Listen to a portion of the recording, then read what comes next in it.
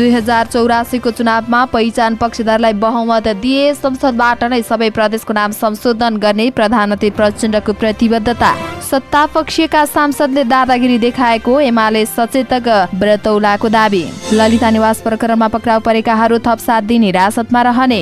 उच्च स्तरीय छानबिन समिति बनाउन माओवादी नेताहरू तयार नभएको सांसद शर्माको दाबी। भगवती पाण्डे दोषी देखिए कारबाही हुन्छ, आन्दोलनकारीमाथि प्रहरीले दमन गरेकै हो प्रधानमन्त्री प्रचण्ड। आँखा पाक्ने रोग लागे आत्तिनु नपर्ने स्वास्थ्य मन्त्रालयको भनाई। स्थानीय निकाय र सरकारवालासँग समन्वय र अनुमति लिन सिडिओको सूचनापछि रासपाको निर्देशन। मन्त्री परिषद बैठकका निर्णय सार्वजनिक। सिंहदरबारको संशोधित गृह योजना स्वीकृत। शिक्षा विधेयकको विरोधमा प्याप्सन र एनप्याप्सनले गरे अनिश्चितकालीन विद्यालय बन्दको घोषणा।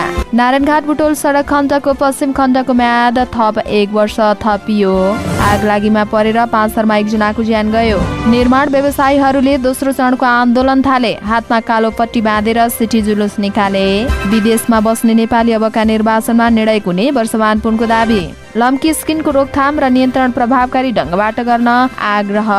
सत्ता गठबन्धनको बैठकमा गौर घटनाको चर्चा। चलचित्र जुलेबी केही महिलाहरूको सङ्घर्षको कथा रहेको निर्देशक पाण्डेको दाबी। पठाउ ट्याक्सी सेवाको 4 वर्ष पुरा। बुधबारबाट पार्सल सुविधा सुरु।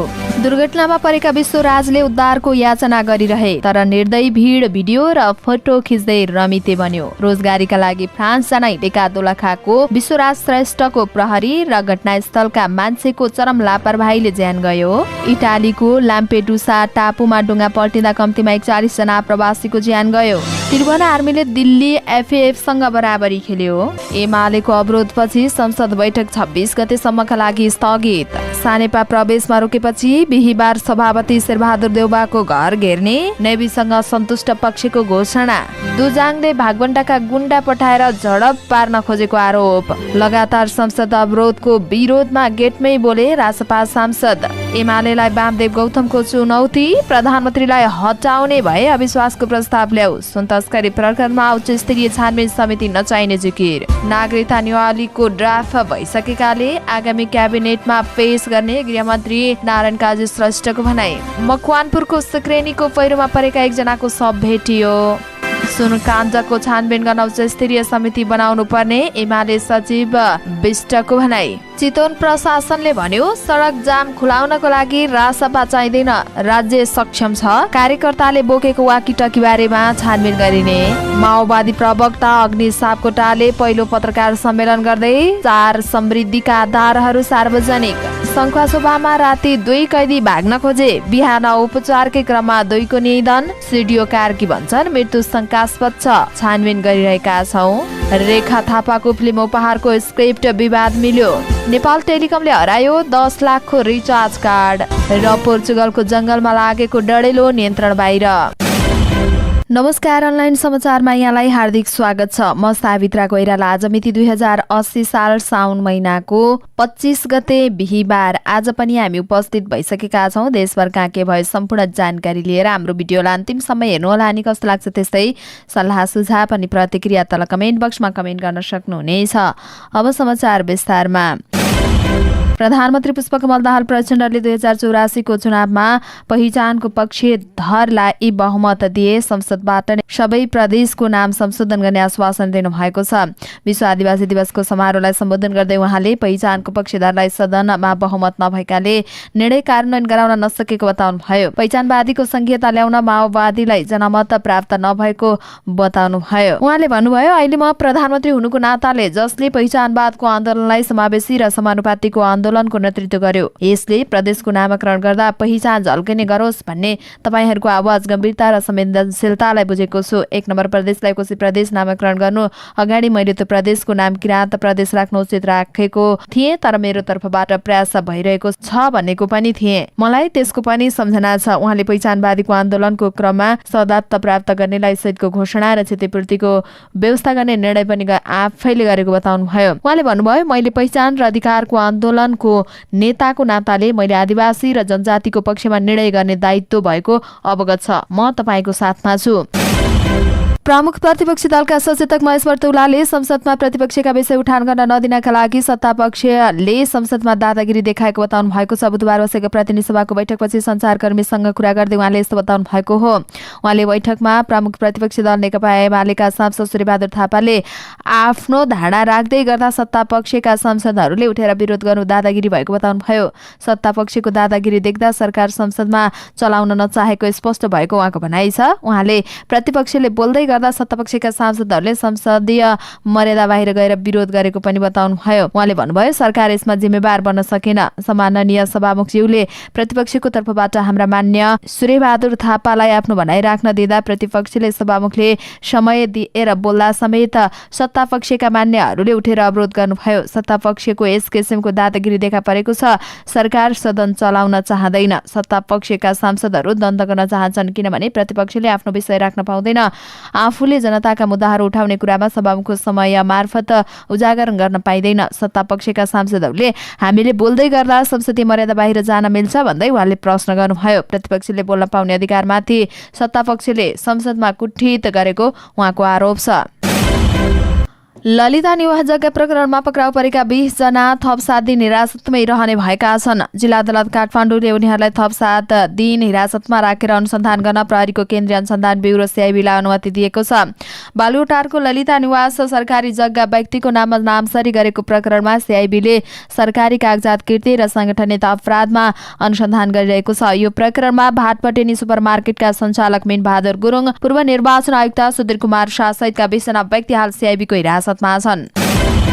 नेपाली कांग्रेसका सांसद डाक्टर सुनिल शर्माले सुन तस्करी प्रकरणमा सम्बन्धित मन्त्रीहरूले राजीनामा गरी अनुसन्धानको बाटो सहज गर्नुपर्नेमा सरकार नै संसदको अनिर्णयको बन्दी बनाउने तर्फ उद्धत रहेको आरोप लगाउनु भएको छ। बुधबार प्रतिनिधि सभा बैठकपछि सञ्चारकर्मीसँग कुरा गर्दै उहाँले यस्तो बताउनु भएको हो। उहाँले संसद अवरोधको बाटोमा लैजाने जिम्मा सरकारले लिनुपर्ने पनि बताउनु भएको छ। उहाँले उच्च स्तरीय छानबिन समिति बनाएर अनुसन्धान गर्न दिने बारेमा कसैको पनि हानि नहुने बताउनु भयो। उहाँले राजस्व अनुसन्धान र सीआईबीले मात्रै अनुसन्धानको निष्कर्ष निकाल्न नसक्ने बताउनु भयो। सरकारी संयन्त्रको दुरुपयोग गरी सुन तस्करी भएकाले पनि सरकारी संयन्त्रबाट नै अनुसन्धानको निष्पक्ष हुन सक्छ भन्ने नसकेको उहाँको भनाइ छ। उहाँले उच्च स्तरीय छानबिन समिति बनाएर अनुसन्धान गर्न नेकपा माओवादी केन्द्रका सांसदहरू नै नमानेको र ढिलो चाँडो उच्च स्तरीय समिति बनाउन माओवादी तयार हुनुपर्ने बताउनु भएको हो। यो सुनकाण्ड भएको हो। सम्बन्धित मन्त्रीले राजीनामा गरेर सर्लक्क बाटो सहज गर्नुको सट्टा संसद अवरोध गरेर बाटोमा लैजाने जिम्मा त सरकारले लिनु पर्यो नि। 2 जनाले सरक्क राजीनामा गर्नु पर्यो।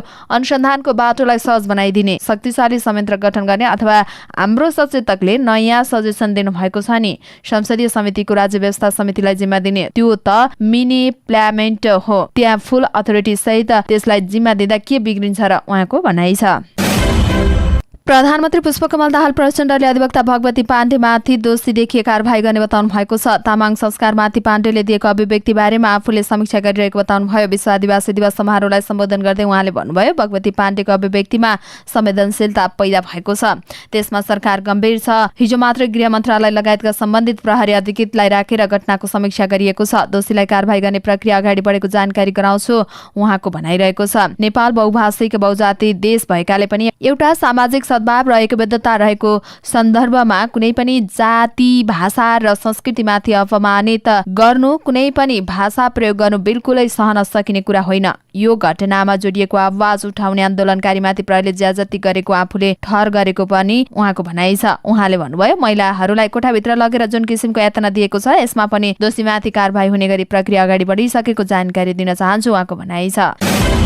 स्वास्थ्य तथा जनसङ्ख्या मन्त्रालयले आँखा पाक्ने रोग भाइरस कन्जङ्क्टिभाइटिस लागेमा आत्तिनु नपर्ने जनाएको छ। मन्त्रालयका सहायक प्रवक्ता समीर कुमार अधिकारीले अहिले मुलुकभर विभिन्न ठाउँमा आँखा पाक्ने रोग देखिएकाले पनि नातिकन घरमा बसेर उपचार गर्न आग्रह गर्नुभयो। उहाँले घरमा आँखाको स्याहार गरी संक्रमण 1 देखि 2 हप्ताभित्र नै निको हुने बताउनुभयो। हाल नेपालका विभिन्न जिल्लामा आँखा पाक्ने रोग देखिएकाले देशभरका आँखा अस्पतालहरूमा बिरामीको चाप बढ्दै गएको मन्त्रालयले जनाएको छ। यो रोग संक्रामक भएका भएकाले पनि सजिलै एक व्यक्तिबाट अर्को व्यक्तिमा सर्न सक्छ, डाक्टर अधिकारीले भन्नुभयो। संक्रमित व्यक्तिसँग नजिकको सम्पर्कमा नजाने, विद्यालय, बजार र संक्रमित व्यक्तिको भिडभाडमा हुने ठाउँमा, सार्वजनिक ठाउँमा नजाने, संक्रमित व्यक्तिले प्रयोग गरेको रुमाल, टावेल, सिरानी, तन्ना प्रयोग गर्न नहुने बताउनुभयो।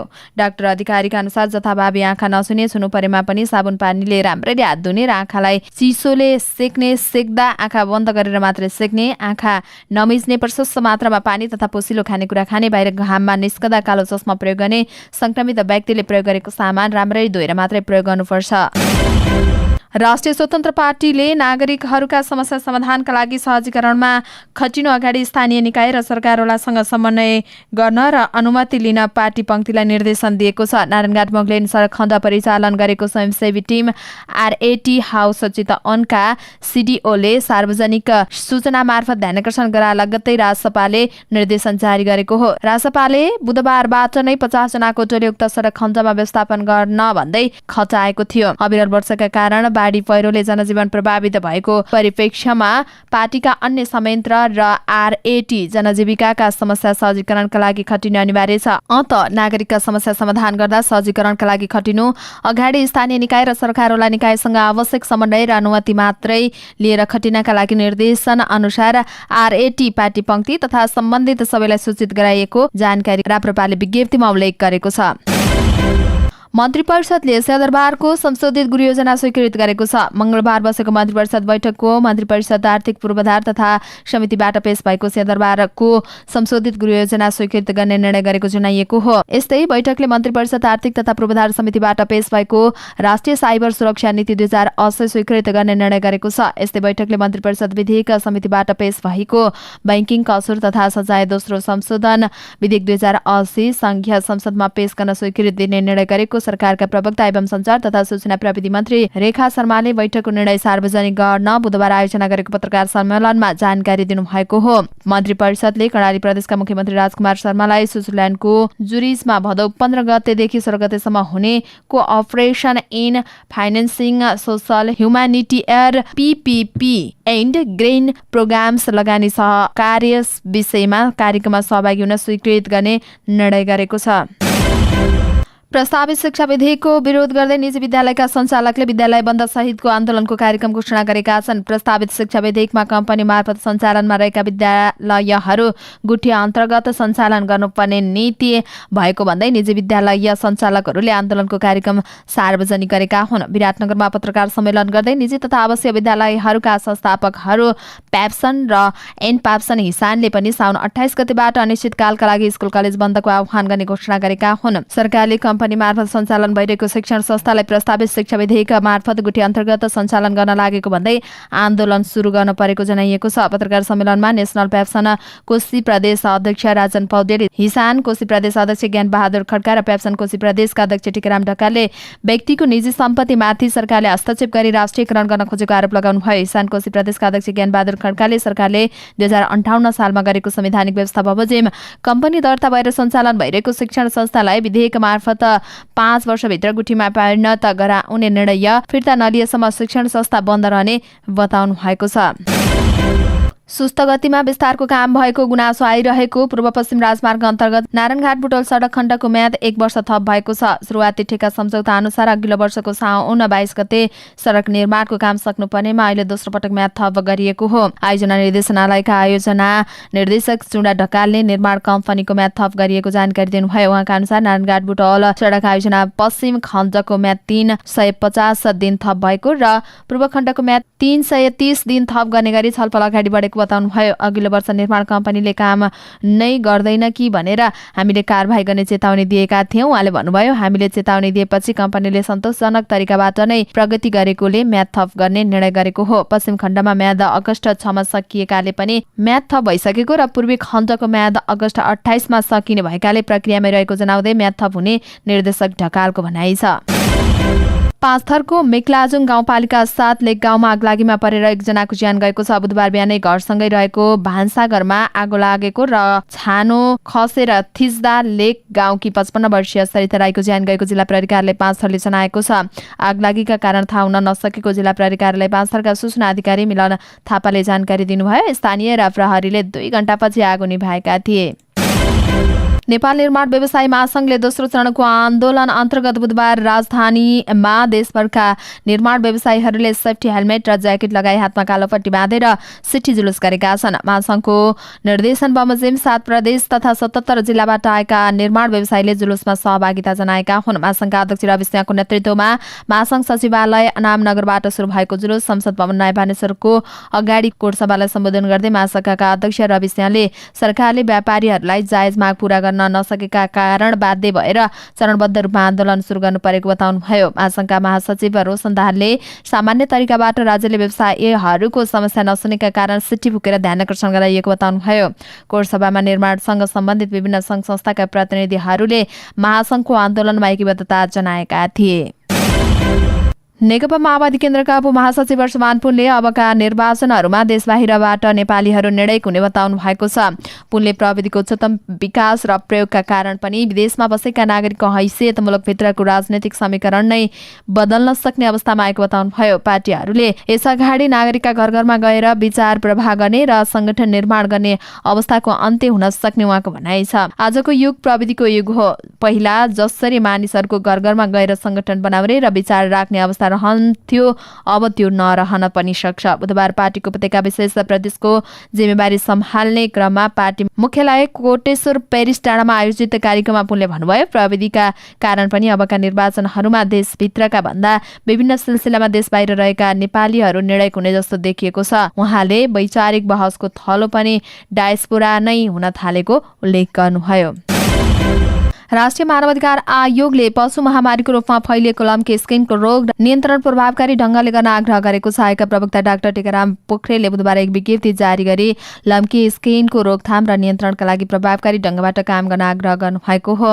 लम्की स्किन महामारीको रोकथाम तथा नियन्त्रण गर्न संघ प्रदेश तथा स्थानीय तहबाट पर्याप्त बजेट, कार्यक्रम, औषधि खोप तथा सबै पालिकाहरूमा पशु चिकित्सक लगायतका व्यवस्थापन गरी यस रोगको पूर्ण रूपमा रोकथाम तथा नियन्त्रणका लागि प्रभावकारी ढंगबाट काम गर्न प्रभावित किसानहरूलाई यथाशीघ्र राहत तथा क्षतिपूर्ति उपलब्ध गराई किसानको अधिकार तथा सम्मान र संरक्षण गर्नका लागि आयोगले राज्यका तीनै तहहरूको गम्भीर ध्यानकर्षण गराएको प्रवक्ता पोखरेलले जारी गरेको विज्ञप्तिमा उल्लेख छ। विज्ञप्तिमा किसानको पशुधनको क्षति भएको प्रति आयोगको ध्यानकर्षण भएको उल्लेख छ। नेपालमा 2077 साल असार महिनामा पशुमा पहिलो पटक देखिएको लम्की स्किन रोग यो वर्ष अझै बढी फैलिएको थियो।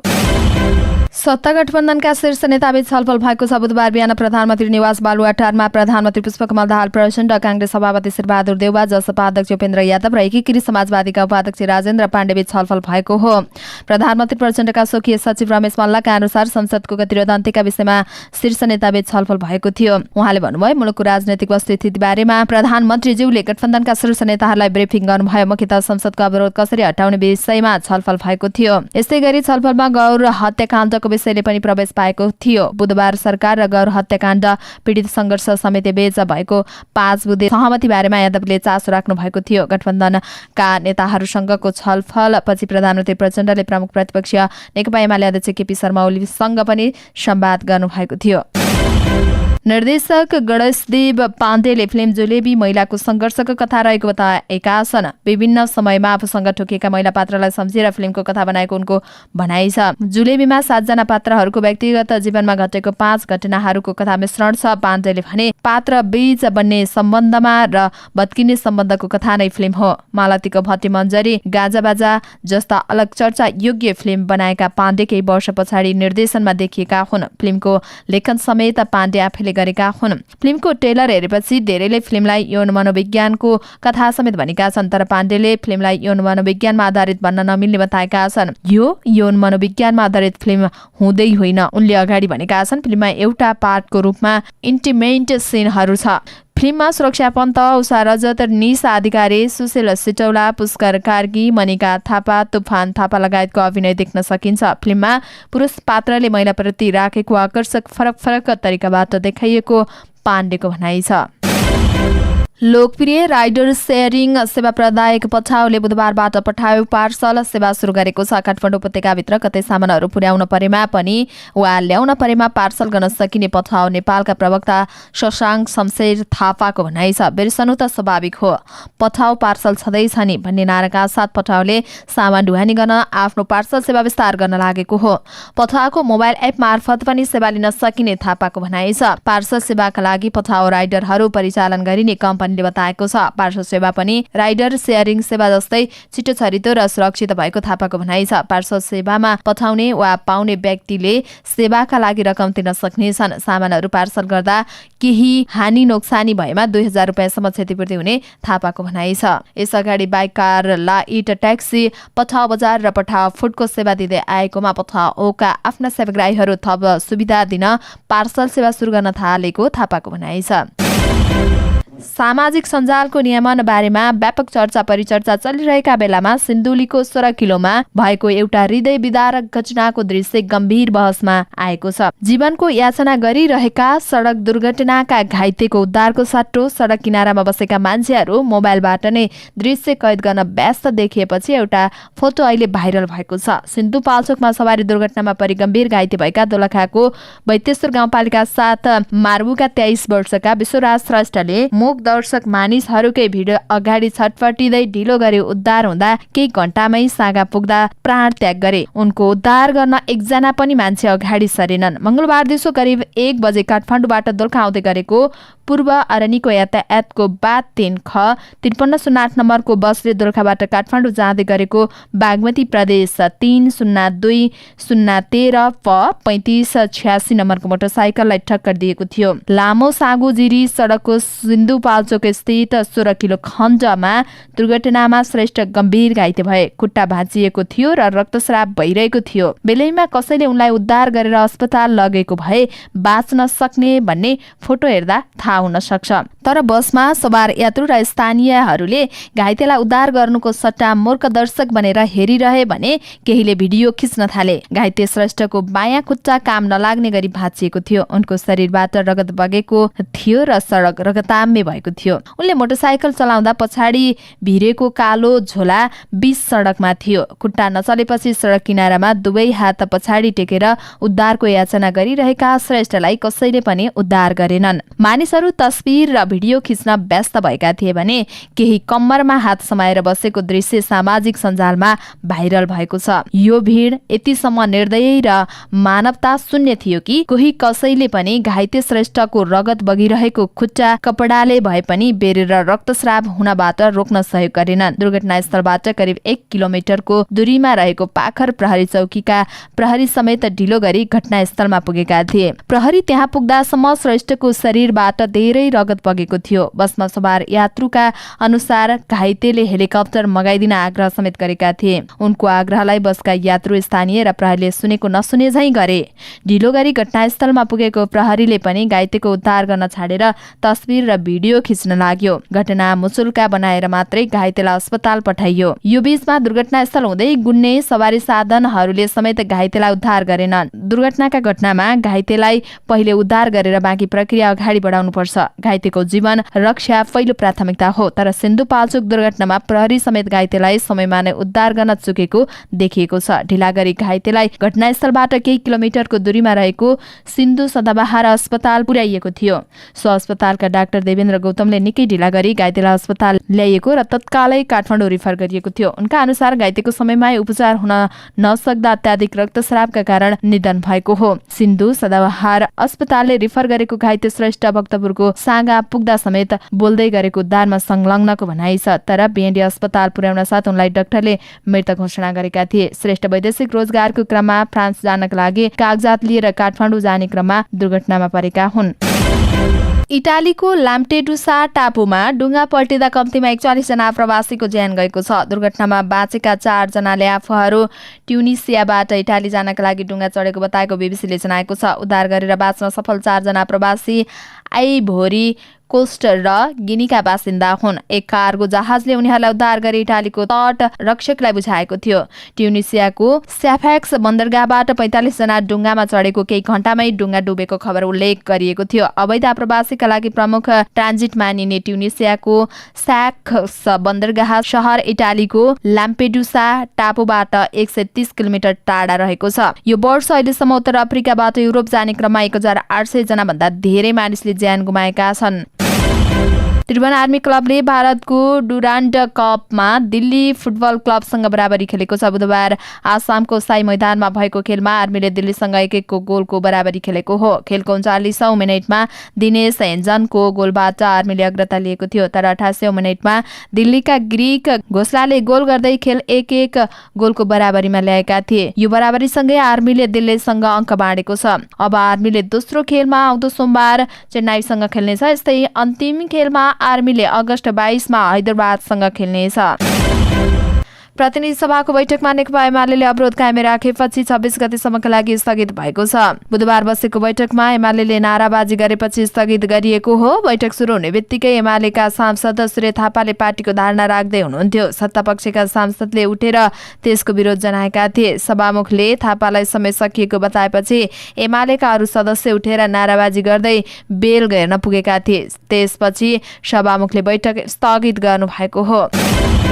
नेभी संघको असन्तुष्ट पक्षले केन्द्रीय कार्यालयमा भेला गर्न नदिएपछि पार्टी सभापति शेरबहादुर देउवाको घर घेर्ने चेतावनी दिएको छ।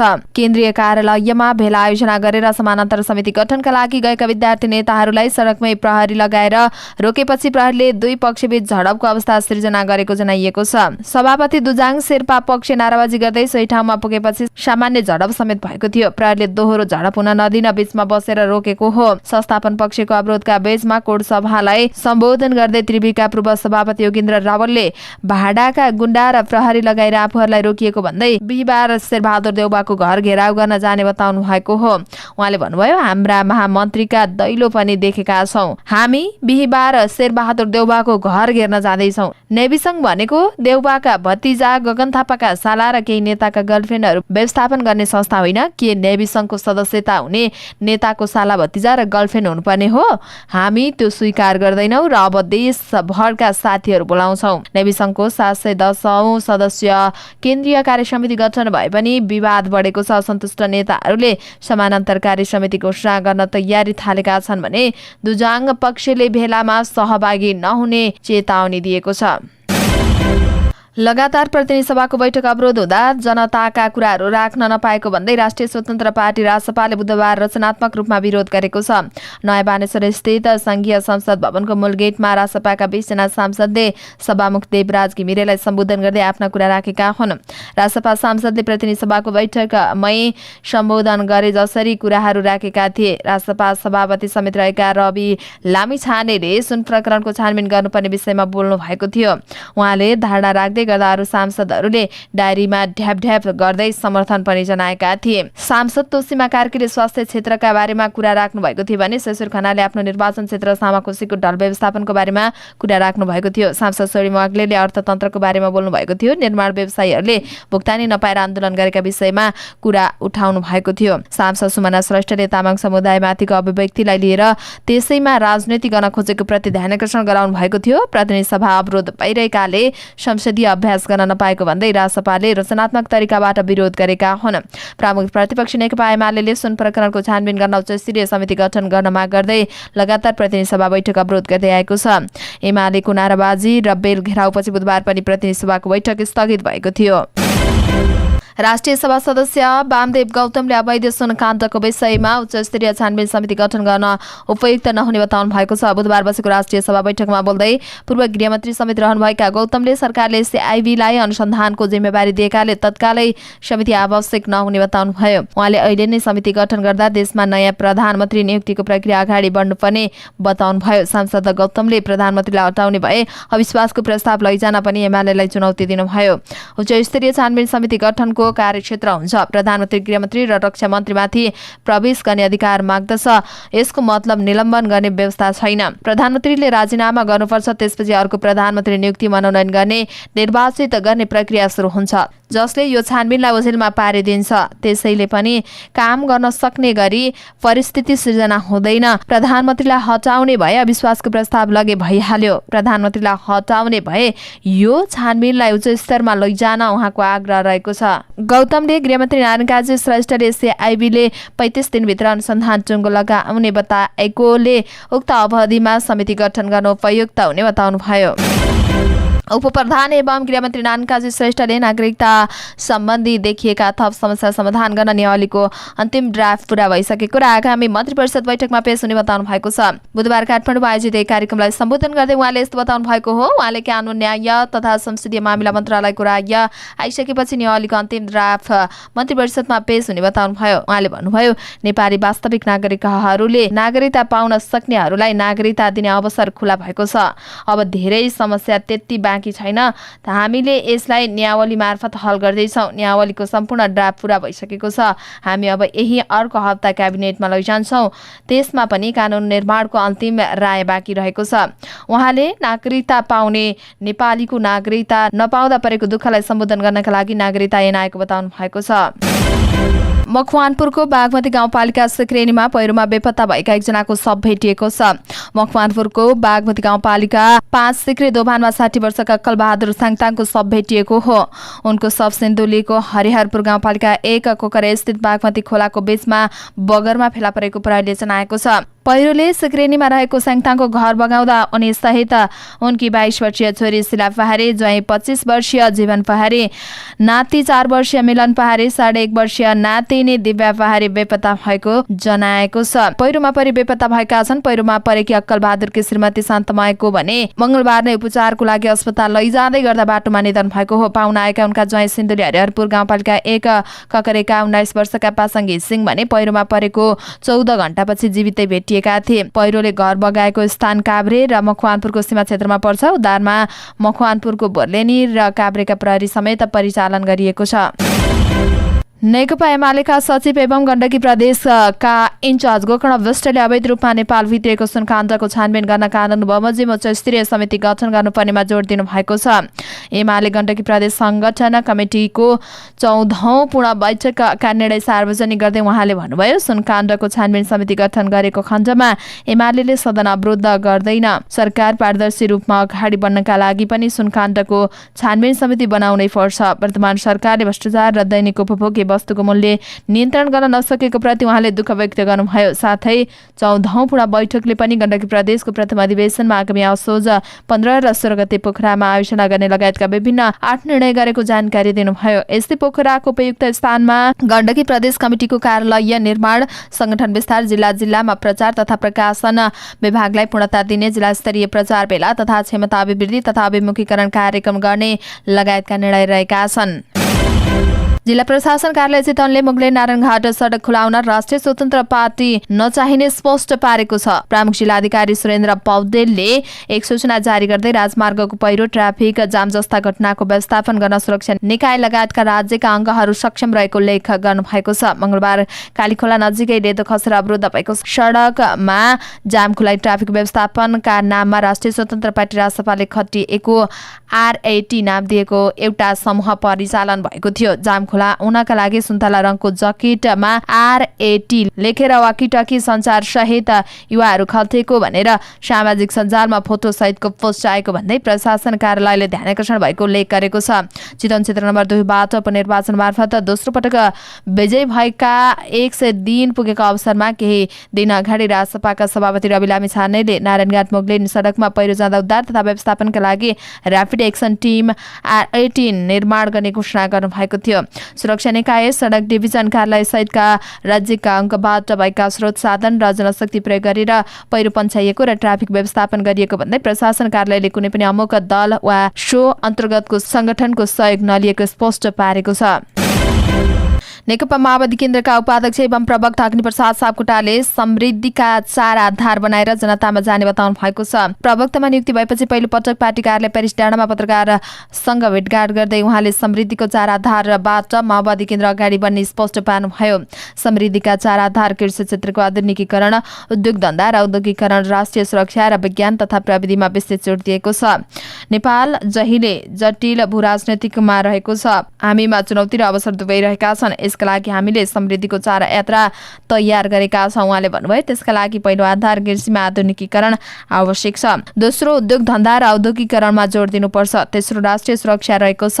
चौथोमा विज्ञान र प्रविधिको सदुपयोग रहेको छ। यी 4 आधारलाई अधिकतम प्रयोग गरी अब माओवादी समृद्धिका लागि अगाडि बढ्छ उहाँको भनाइ छ।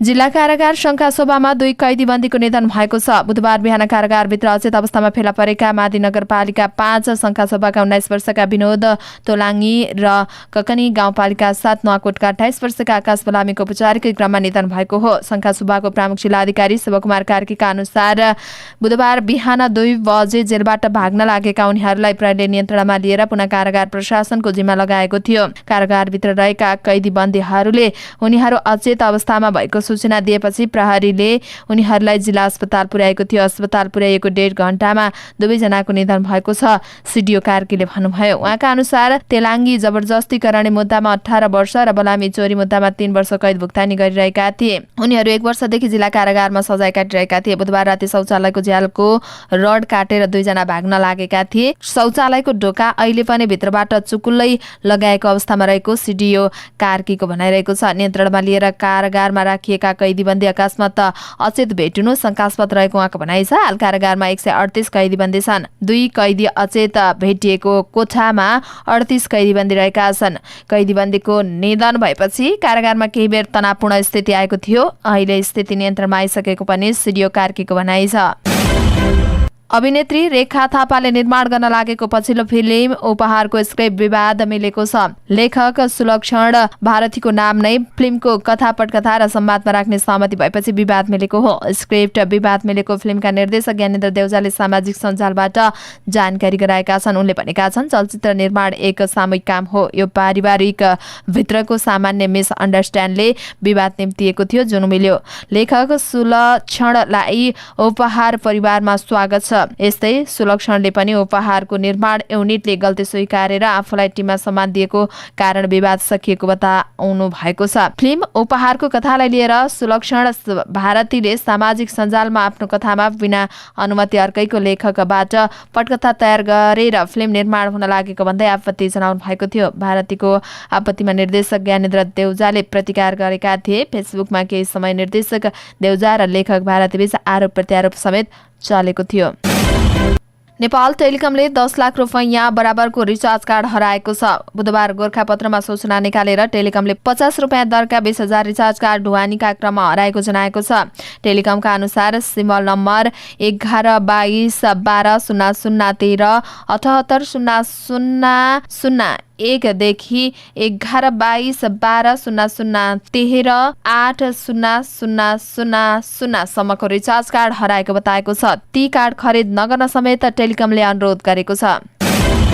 पोर्चुगलको जंगलमा लागेको डढेलो नियन्त्रण बाहिर गएको छ। दक्षिणी शहर ओडेमिरा नजिकैको जंगलबाट डढेलो फैलिएपछि नजिकैको जोखिम बस्तीका 1400 मानिसलाई सुरक्षित ठाउँमा सारिएको छ। त्यहाँ 800 भन्दा धेरै अग्नि नियन्त्रक सहित हेलिकप्टर परिचालन गरिएको छ। डढेलो निभाउन खटिएका 9 जना अग्नि नियन्त्रक घाइते भएको बीबीसीले जनाएको छ। गएको शनिबारबाट सुरु भएको डढेलो उच्च तापक्रमका कारण फैलिने क्रम रोकिएको छैन। त्यहाँ 6700 हेक्टर जंगल नष्ट भएको छ। पोर्चुगलमा अस्ति सोमबार वर्षकै अधिकतम तापक्रम 46.4 डिग्री सेल्सियस रेकर्ड भएको थियो।